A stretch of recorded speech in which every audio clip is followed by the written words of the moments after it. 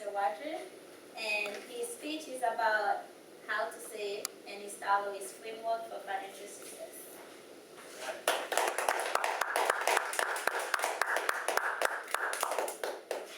Fellow Toastmasters, wouldn't you just love to win the lottery? Yeah. $250,000, $500, $1 million, or you can go for one of the really big ones, the Powerball, I think it's called, $200 million. Wouldn't that be fantastic? You'd just be rolling, you could do whatever you wanted. Maybe. Have you also heard about all those times when people who have won the lottery, and they've won big, and yet in just a few years, they end up broke? They end up bankrupt. It's amazing. How can they do that? How can you go through $200 or $300 million and end up all that money? They had so little, then they have so much, and end up broke. We have some friends who got a sizable amount of money recently. Not anywhere near $1 million, but it's more than they're used to having as available funds to spend. And I think they did something very wise. They decided to talk to friends who knew a little bit more about money than they do and ask for advice. What do you suggest we do with this money so that we use it in the very best way? Well, I was honored that these friends asked me and my wife for our suggestions about money. And that's what this speech is about. I want you to think about money more than just bringing it in, and then out it goes. Sometimes on things you want, sometimes not. So the first thing I want you to do is to think about the ways that you can use money. And you have a little half sheet of paper there in front of you. It's got some blanks on it. We're going to talk about the ways that you can spend money. First of all, the first way is the most obvious. We have a phrase about spending money. Oh yeah, I've got my spending money. This is sort of your money to burn. You can use it however you want. It's probably gotten a little bit larger connotation than that, just talking about money in general. So there's spending money. That's your pocket money. And we have this expression that we use, I've got money and it's burning a hole in my pocket. You just got to spend it. So one way, but only one of 5 ways to spend money, or to use money, is to spend it. The second blank, with a P, you can use money to pay debt. That's a little bit different from spending money. You're not buying anything, you've already bought it, and now you're having to pay it off. You've used a credit card or a loan. And so you pay debt with your money. And we know that in this country, debt has become a serious issue for people. Consumer debt is way higher than it ought to be. Our government's debt is way higher than it ought to be. We have gotten into the habit of spending more than we bring in as a matter of course.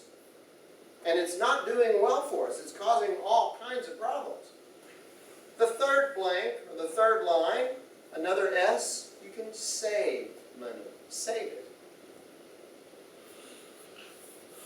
Or, the next line, you can invest it.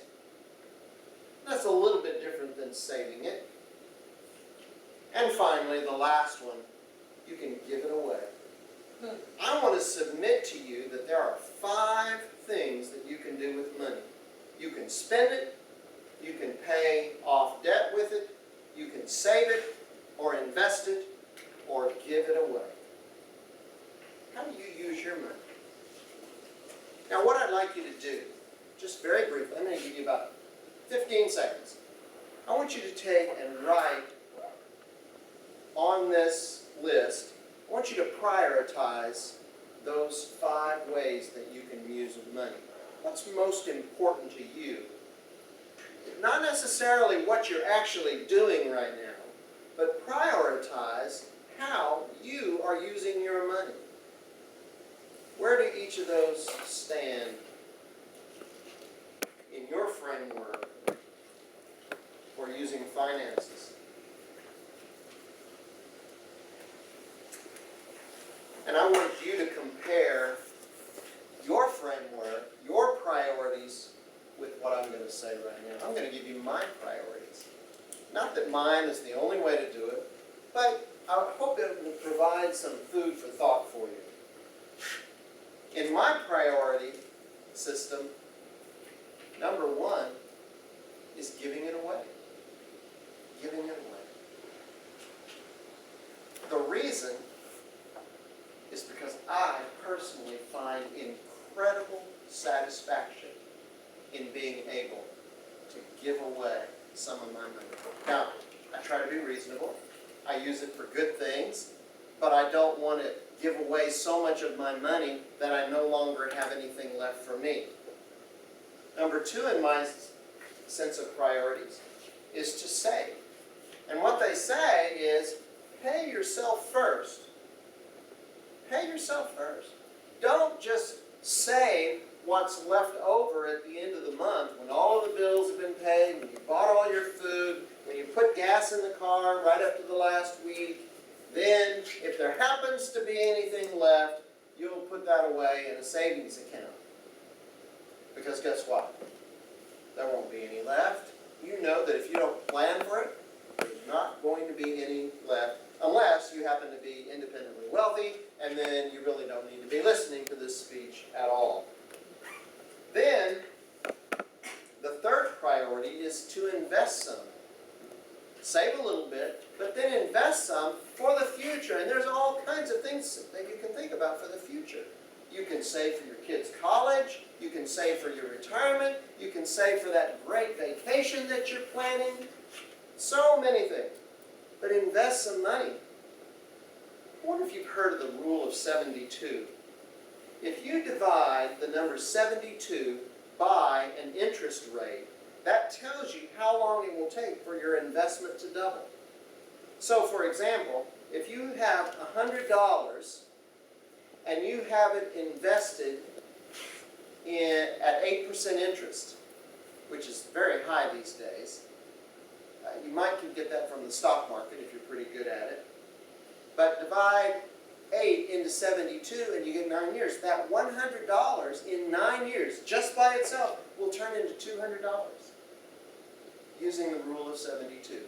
Now, it's just a rule of thumb. It's not exact. There's a big complicated formula that engineers know that can help you know exactly how long it takes to double. But the rule of 72 is a guideline. Wow. So imagine putting away $100 a month for your entire working life. Say you work 30 years. You hide the money in a can in your backyard, you'd have $36,000. But if you could put it somewhere and get 5% interest, that same money, because of compounding, would be worth $85,000. It more than doubles, almost triples. You want to become a millionaire? Save $300 a month at 8% for 40 years, and you'll have over $1 million. It's incredible. The magic of compound interest. Then the next priority for me after investing is to spend, but to spend according to a plan. Number one, don't spend more than you take in. Use a budget to help you. And then finally, debt. Get rid of debt. I'm one of those people who's been in debt for far too long, far too much. I hate it. I am so looking forward to getting out of debt. That's why I keep talking to you about finances, because I know what it's done to my life, and I don't want you to be there. Get out of debt, except for maybe one thing, a reasonable and appropriate mortgage. Let me tell you about Osceola McCarty. She was an African-American cleaning woman from Mississippi. She took in washing and ironing for more than 40 years. Now, as you can imagine, she didn't make a lot of money doing this. But in 1995, She gave a gift to the University of Southern Mississippi of $150,000. She had managed to save that. I think she had her priorities right. She knew what she wanted to do, and she helped other people with it. Think about your money and have a plan. You'll be better off for it.